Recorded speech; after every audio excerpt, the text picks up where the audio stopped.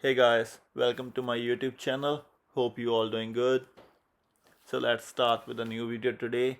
This is a 2014 Mitsubishi Outlander.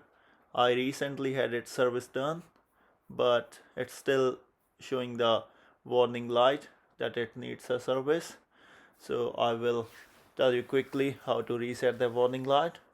So I'm turning the ignition on and this warning sign is coming up here: routine maintenance required. Every time I turn the ignition on, this sign is coming back on. So let's start with a quick tutorial how to reset this warning. There is a button near to the ignition key on the right hand driven cars.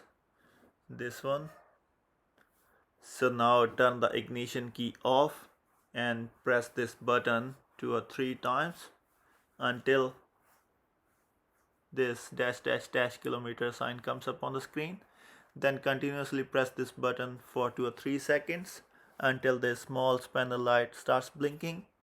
When you see clear with this small spanner light, just press the button one more time and it will reset the warning.